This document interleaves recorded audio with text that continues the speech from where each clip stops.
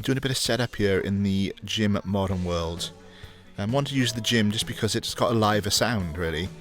And also because we're tracking drums separately, I don't need drums in the room with the rest of the band. So, yeah, we just, this is part of our process of setting up.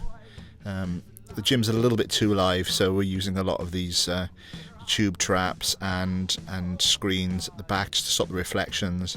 And you'll see that there's an old curtain actually above the drums that helps bring the cymbals in.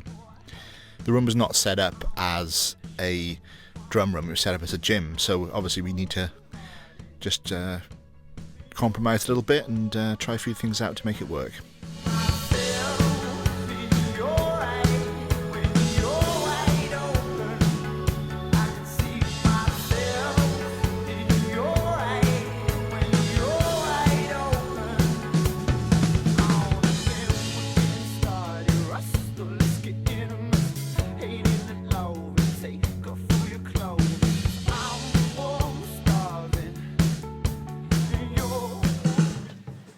Mike, couple of things to watch. Can you, obviously, with kick and snares connecting, you've got to make sure that there's no flamming between the kick and the snares.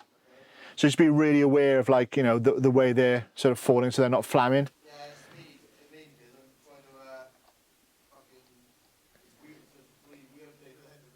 Yeah, I know. It just sounds way fatter and it suits the track.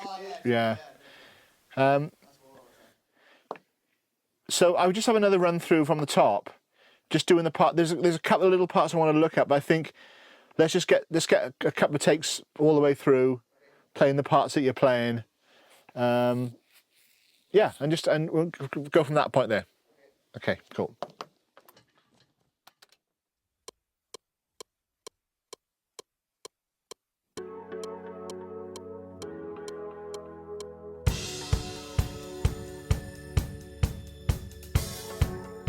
You can probably hear at this stage how live the gym is.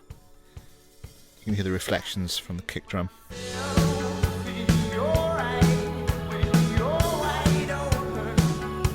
One of the main things I was trying to address with Mike playing the drums here was, obviously we got a 4 on the floor kick drum part.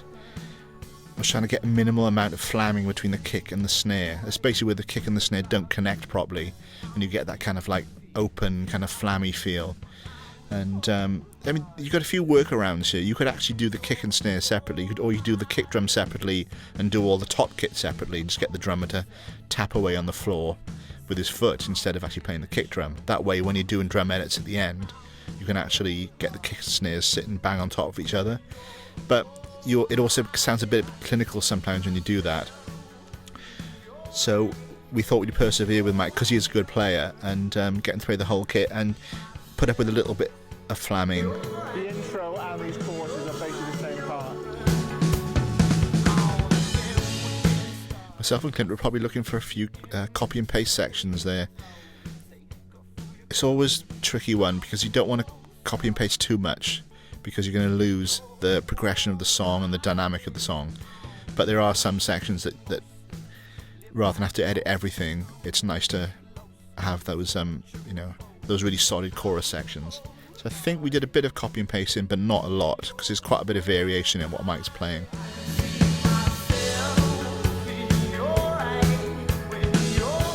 Sounds really good, Mike. You know the snare hit you do before the stop in the middle? Yeah.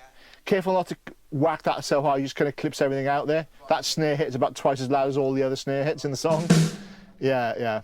Also, you could probably dig into the snare a bit more. I know it's tricky not rim shotting, but just for the rest of the song, just dig into the snare a little bit harder.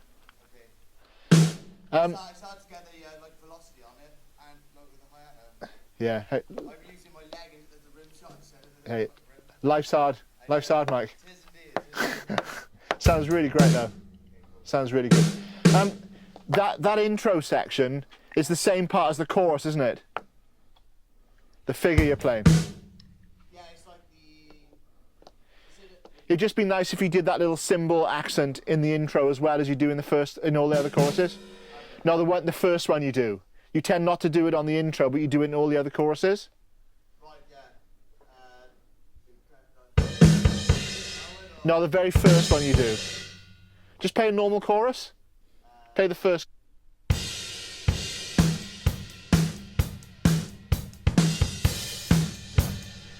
So do that, and make sure you do that in the intro as well, because it's a really good figure.